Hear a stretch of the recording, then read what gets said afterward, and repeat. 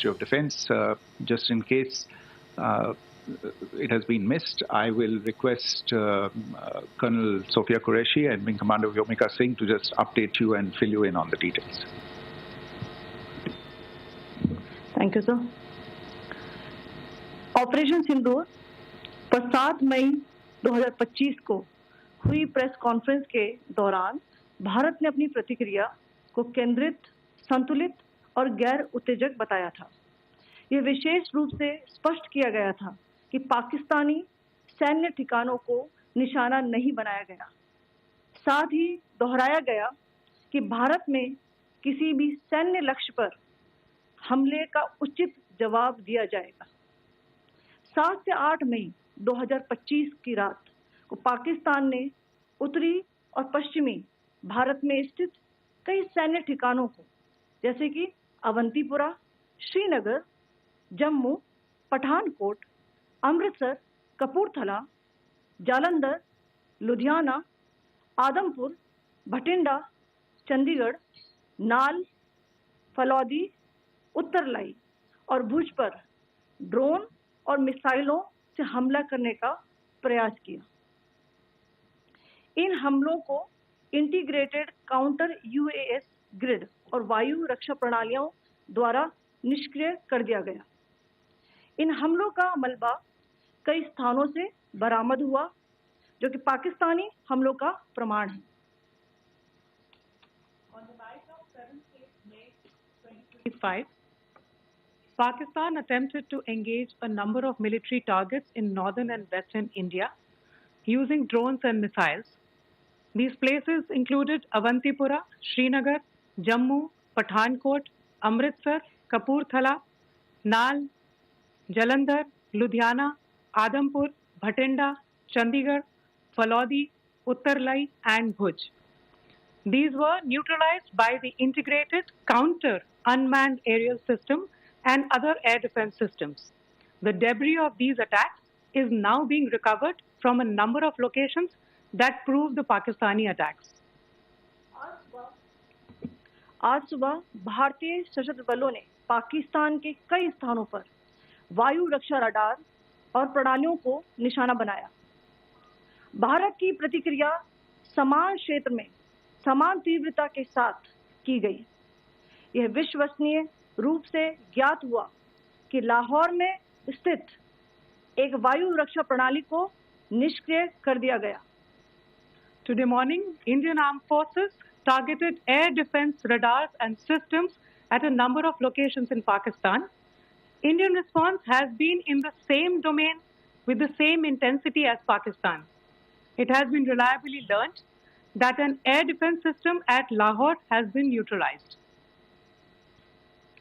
पाकिस्तान ने नियंत्रण रेखा पर आकरण गोलीबारी की तीव्रता बढ़ा दी है, जिसमें कुपवाड़ा, बारामूला, उरी, पुंछ, मेंढर और राजौरी क्षेत्रों में मोर्टार और भारी तोपखाने का इस्तेमाल किया जा रहा है। Pakistan has increased the intensity of its unprovoked firing across the line of control using mortar and heavy calibre artilleries in areas in Kupwara, Baramulla, Uri, Poonch, Mendhar and Rajouri sectors in Jammu and Kashmir. 16 innocent lives have been lost, including 3 women and 5 children, due to the Pakistani firing. Here too, India was compelled to respond to bring mortar and artillery fire from Pakistan to a halt.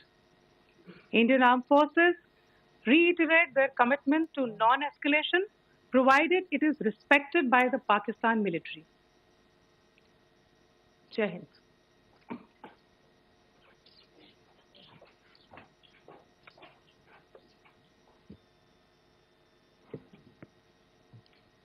Thank you. Friends, this is, as I said, further to the briefing that was provided yesterday and some of the updates that have been just provided by Colonel Qureshi and Wing Commander Singh. I thought that we would just put some of the aspects related to the events that started on 22nd April with the barbaric terror attack in Pahalgam into further context, because there is a certain amount of commentary that has happened with regard to the events since then.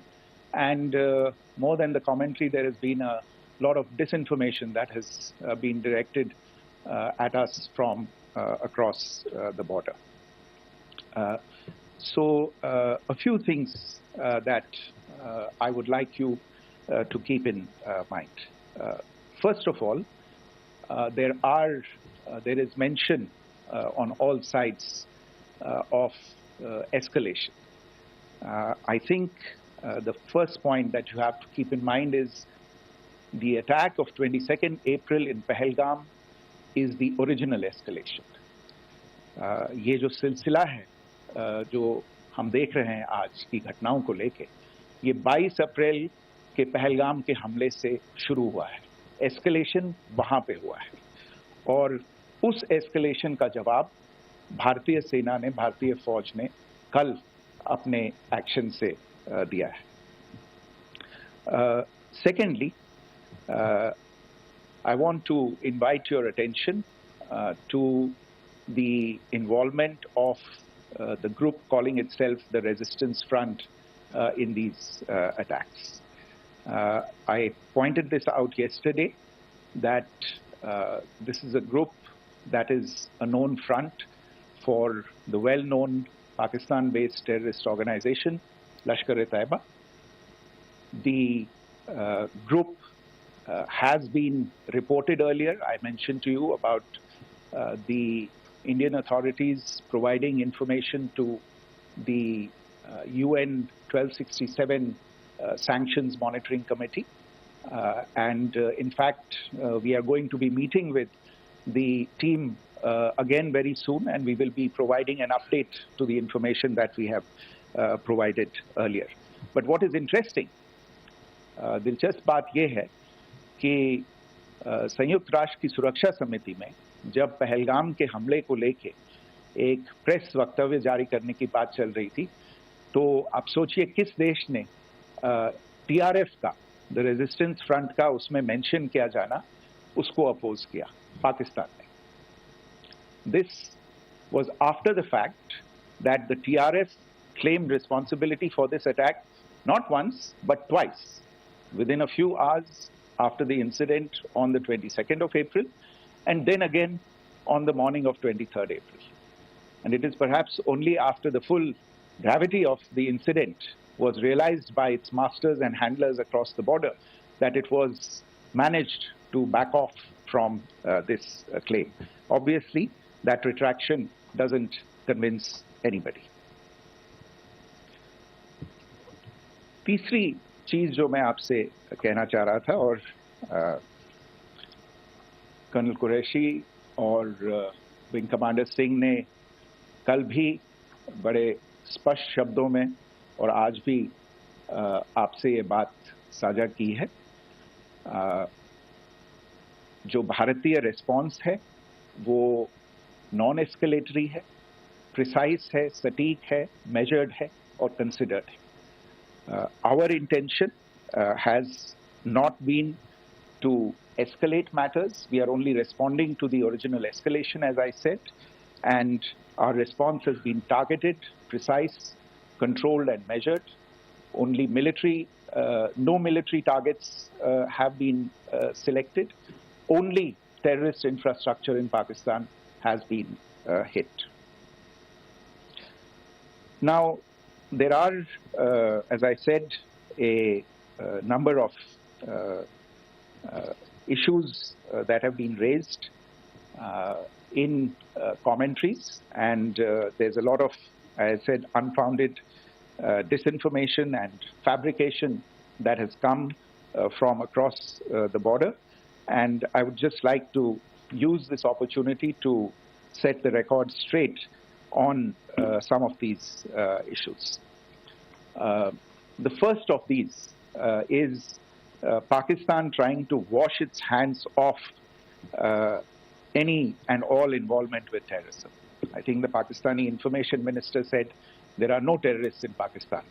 And I think he was challenged on that in the television program that he was appearing on. But even if I partially repeat myself from yesterday, I think Pakistan's reputation as the epicenter of global terrorism is rooted in a number of instances where concrete evidence is available, not just to India, but to governments and authorities and agencies around the world. There are several terrorist attacks around the world where Pakistani fingerprints have been found. I don't need to belabor the point with regard to this audience about where Osama bin Laden was found and who called him a martyr. Pakistan has also for decades pursued cross-border terrorism into India with impunity. And as I said yesterday also, in order to deliberately mislead the international community, they claimed that the terrorist Sajid Mir was dead. They came under pressure, and Sajid Mir was then brought back to life, arrested, and is now apparently in Pakistani custody. Pakistan is also home to a very large number of UN proscribed as well as UN proscribed terrorists, as well as terrorists proscribed by a number of other governments in the world, including, of course, the Lashkar-e-Taiba and the Jaish-e-Mohammed, as well as their leaders, Masood Azhar and Hafiz Mohammed Saeed. आपने देखा होगा हाल ही में पिछले ही कुछ दिनों में पाकिस्तान के रक्षा मंत्री और उनके पूर्व विदेश मंत्री दोनों ने इस बात को माना है कि पाकिस्तान का ऐसे ग्रुप्स के साथ जो रिश्ता है वो क्या रहा है. Both the defense minister and the former foreign minister of Pakistan, I think they've done a more eloquent job of this than I could ever do in terms of describing their country's implication in international terrorism and their involvement in housing these kinds of groups. दूसरा जो विषय है वो है पाकिस्तान का जो एक दावा है कि एक इंटरनेशनल impartial investigation होना चाहिए, एक joint investigative committee होनी चाहिए. These calls for jointly investigating this heinous and barbaric attack in Pahalgam.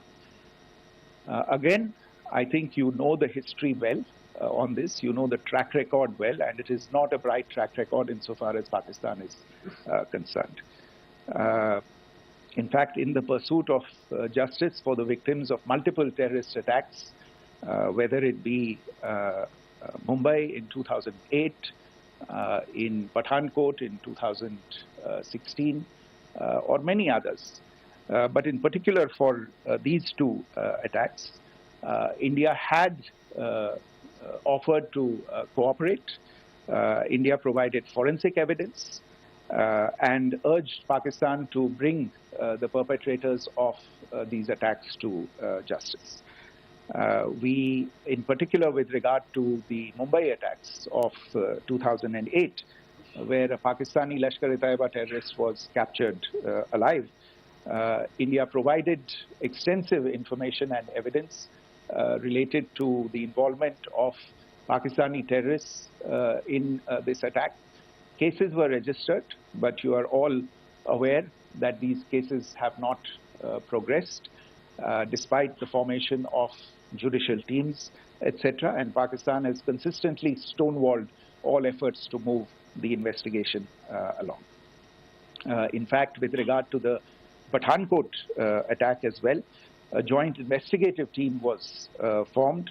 We gave access, unprecedented access, I should say, to Pakistani team to the site of the attack. Details of call records data and DNA, etc., were shared with Pakistan. We had shared with them details related that we had been able to access to the addresses of terrorists. We presented evidence against the office bearers of Jaish-e-Mohammed who had conspired in the attack, and the handlers of the terrorists who facilitated them and guided them in. But there has been no movement on this. So in all of this, I think the experience has not been positive, and it certainly doesn't give us the confidence now to take at face value Pakistani assertions of wishing to participate in a joint investigation. These are just delaying tactics. These are just stonewalling tactics. And in fact, there is reason to believe that Pakistan uses the evidence that we provide only to cover its tracks and, in fact, defend the terrorists who we are looking for and obstruct the path of investigation. A third point that I wanted to address was the claim that only civilians were killed in the strikes on the 7th of May.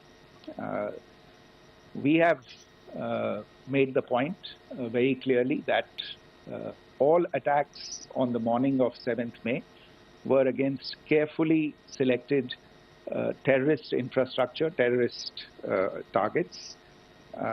It is not clear to us, in fact, seeing some of the coverage of the after effects of these strikes, including the funerals for the terrorists that were held yesterday.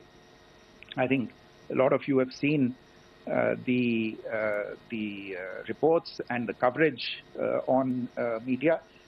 If only civilians, if any civilians were killed in these attacks, I wonder what message this picture actually sends to all of you. This is a question that is worth asking. It's also odd that the funerals of civilians are carried out with the coffins being draped in Pakistani flags and state honors being accorded. As far as we are concerned, the individuals eliminated at these facilities were terrorists. Giving terrorist state funerals may be a practice in Pakistan. Doesn't seem to make much sense to us. Pakistan has also claimed that India deliberately attacked religious sites. This is completely false again. I have made it clear that the targets were terrorist infrastructure, terrorist facilities, and locations connected clearly with incidents of cross-border terrorism into India. And it is in fact Pakistan that is misusing religious sites as a cover to in fact radicalize, direct and indoctrinate and train terrorists. In fact, contrary to what Pakistan is claiming, yesterday Pakistan launched a targeted attack on the Sikh community in the state of Jammu and Kashmir, hitting Gurdwara in Poonch and the homes of Sikh community members, which came under attack. And we know that at least 3 individuals were killed in that particular attack. Pakistan is also making attempts to, in fact, just to add to this point, the retaliatory action that Pakistan has taken, in fact, is impacting civilians. I showed you the picture of the Gurdwara and the Sikh community members who were killed in this.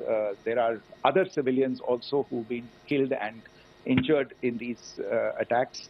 In fact, since yesterday morning, a total of 16 civilians have been killed and 59 others have been injured in the attacks by Pakistan.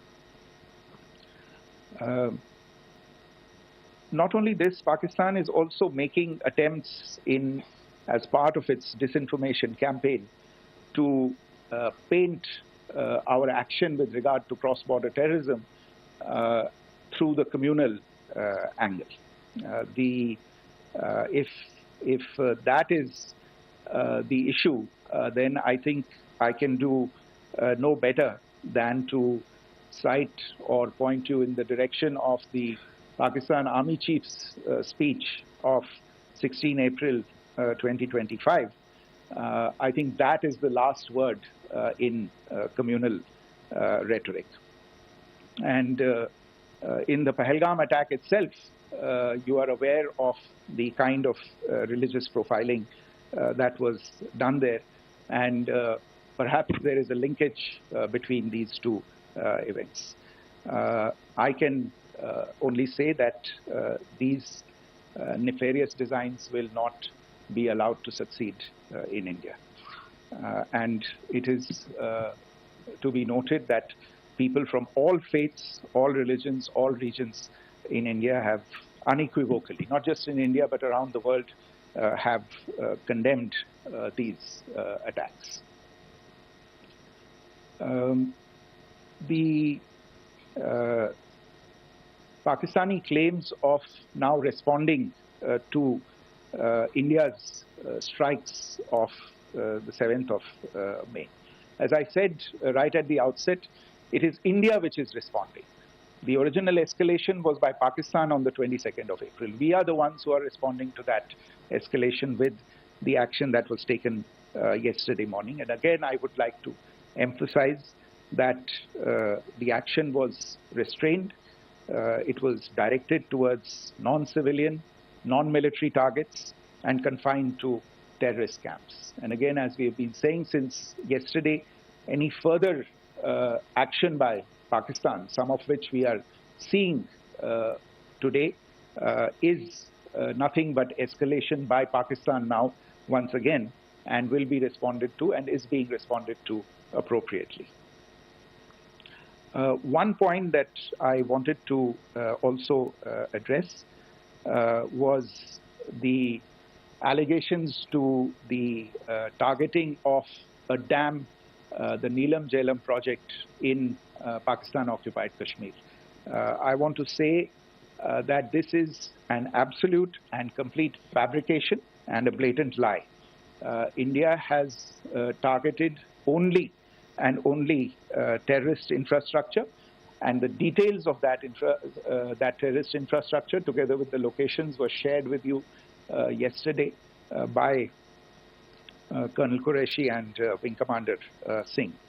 I should note that if this kind of a claim is a pretext for targeting Indian infrastructure of a similar nature, Pakistan will be entirely responsible for the consequences that will undoubtedly follow. Finally, I want to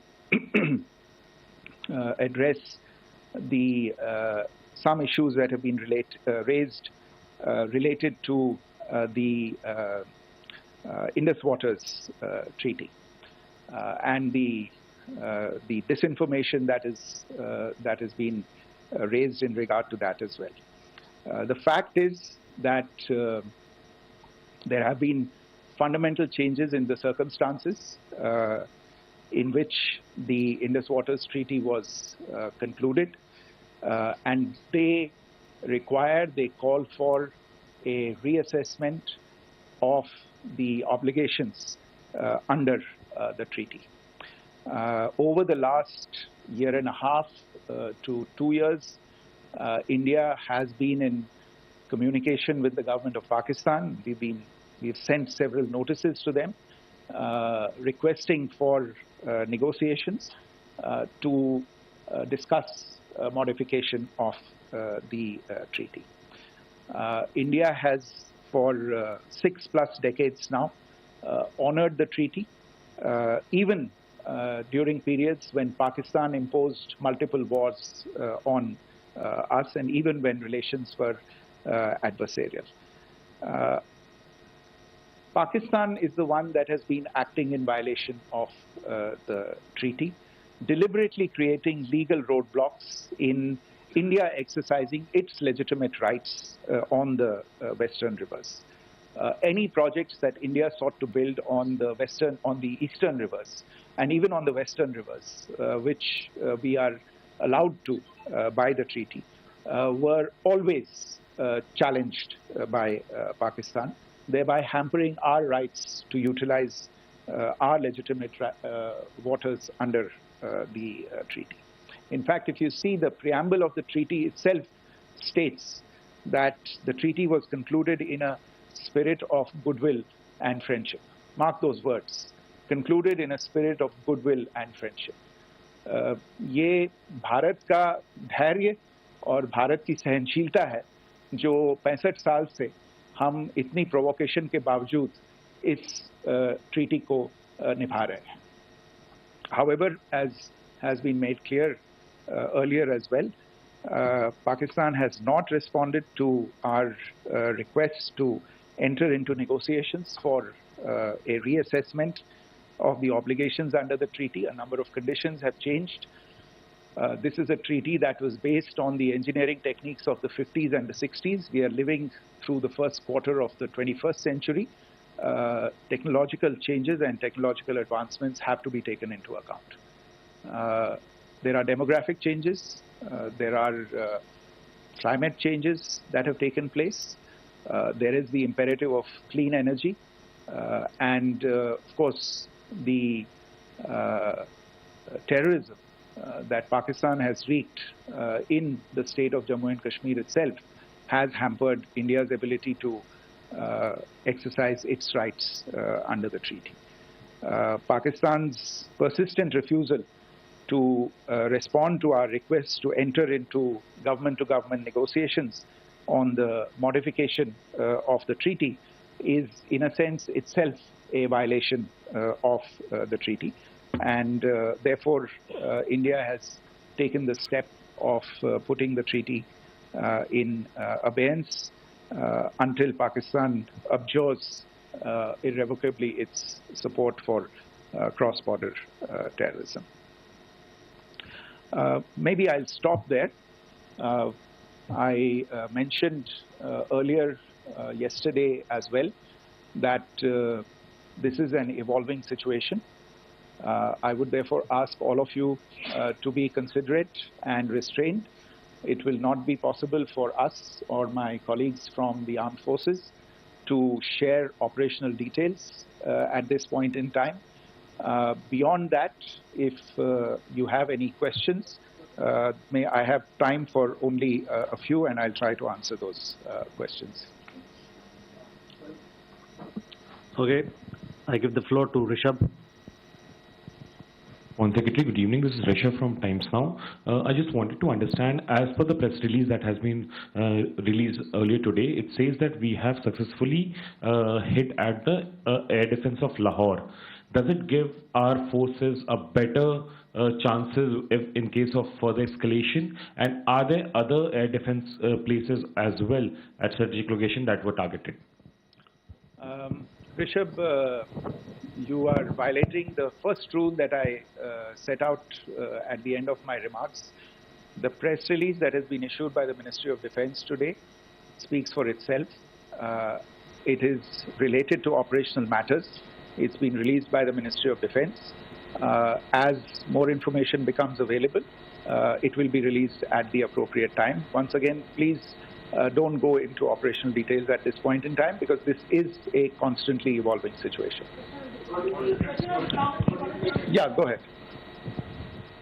Foreign Secretary Smita Sharma, just wanted to ask, the Pakistani Minister Ishaq Dar in an interview has claimed that the national security advisors of India and Pakistan have spoken to each other. If you could confirm or deny, and is complete severance of diplomatic ties with Pakistan also on the table? I have no information with regard to contacts between the two national security advisors. Insofar as diplomatic relations are concerned, you've seen the steps that were announced in response to the following the meeting of the Cabinet Committee on Security on the 23rd of April. there are no further steps that are under consideration at this moment in time. Yeah, go ahead. Foreign secretary, मेरा नाम मनीष है, मैं TV9 Bharatvarsh से हूं और आपने खुद ही बताया कि कितना मिस इन्फॉर्मेशन क्रॉस बॉर्डर से आ रहा है, बल्कि ऐसा लग रहा है जैसे पाकिस्तान के प्राइम मिनिस्टर और डिफेंस मिनिस्टर तक भी प्रोपेगेंडा करने में मिस इन्फॉर्मेशन में आ गए हैं।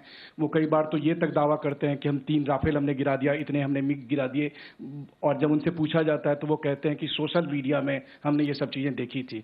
तो अगर आधिकारिक तौर पर अगर आप कुछ कह सकें इस पर, ताकि उन्हें भी समझ में आए कि इस तरह के प्रोपेगेंडा नहीं चलने वाला है। देखिए, जब सही समय होगा तो आधिकारिक तौर पे इसके बारे में सूचना दी जाएगी, लेकिन जो आपका प्रश्न है कि प्रधानमंत्री और उप प्रधानमंत्री और विदेश मंत्री, उनके रक्षा मंत्री इस तरह की बातें कर रहे हैं, तो इसमें अचरज की कोई बात नहीं है। आखिरकार ये एक देश है जिसने अपना इसका जन्म लेते ही झूठ शुरू हो गया था। 1947 में जब पाकिस्तानी फौज ने जम्मू कश्मीर पे दावा बोला, तो उन्होंने किसी ऐसे वैसे व्यक्ति से नहीं, संयुक्त राष्ट्र से झूठ बोला कि हमारा कोई लेना देना नहीं है इससे, ये लोग जो गए हैं वो तो कबायली हैं।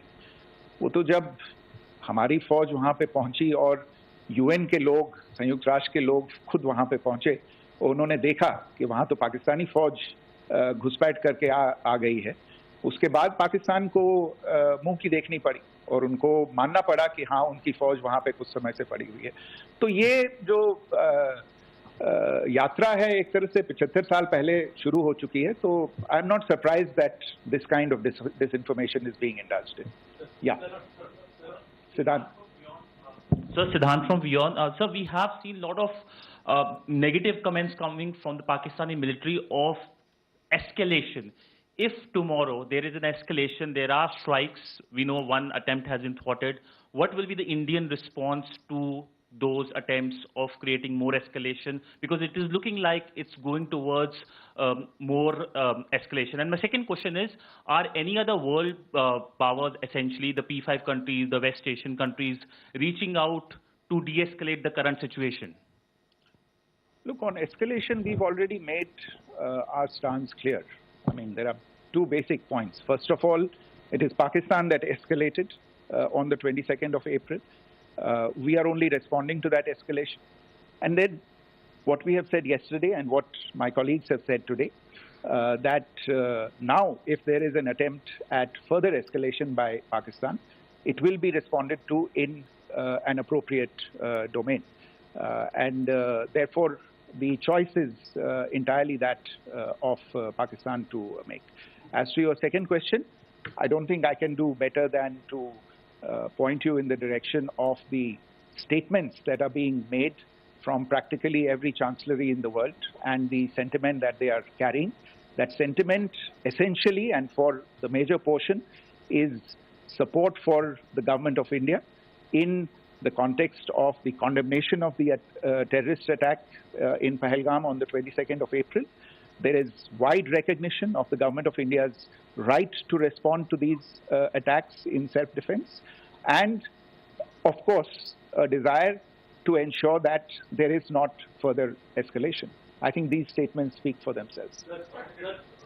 Yeah. Sir, this is Mausami from India Today. Now, in the all-party meeting, we have learned that the defense minister has said that, you know, in the operations in Sindoor, almost 100 terrorists were killed. Would we have any details about what is the number like, and also about if there were any big faces, masterminds, terrorist masterminds who were in fact killed? There is also a report that Masood Azhar's family's 10 members have been killed, and Rauf Asghar, who was actually the mastermind of Pulwama, he's also been badly, severely injured. I don't have information at this point in time to share with you on these issues. But as I said, I think, you know, there is so much information out there on television, in the news media, in social media, that it sometimes looks like a long time has passed since this. Please understand that slightly over 36 hours only have passed since this operation was undertaken. let us have some patience. Information will come out and will be shared in due time. Shruti. Thank you, Foreign Secretary. Shruti Ranjan from Bloomberg. Sir, could you give us any understanding whether India has moved the IMF or the World Bank to kind of, sensitize them about the the bailout that Pakistan has, and the kind of stuff that the Pakistan government is doing? Look, we have an executive director at the IMF. Tomorrow there is a meeting of the board of the IMF, and I'm sure that our executive director will put forward India's position.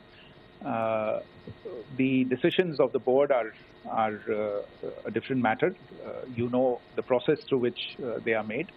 But I think the case with regard to Pakistan should be self-evident to those people who generously open their pockets to bail out this country.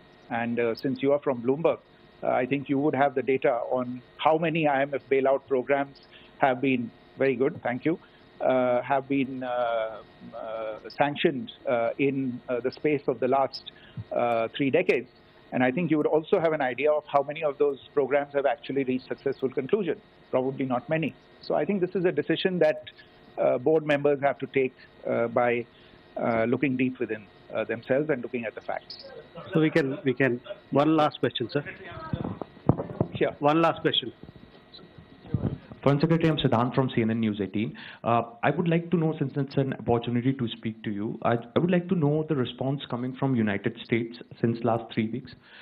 Saudi Arabia, Qatar. In fact, Prime Minister Modi spoke to Qatar before the strikes that evening. Perhaps how do you read the support coming from these countries? Perhaps traditionally they were seen on the other side. This time around, their statements are strong-worded. In fact, India-Saudi joint statement also had a very strong condemnation, strong-worded condemnation. United States at all levels have condemned the attack and have extended support.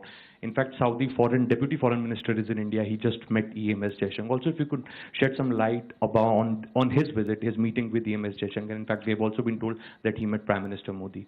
Thank you.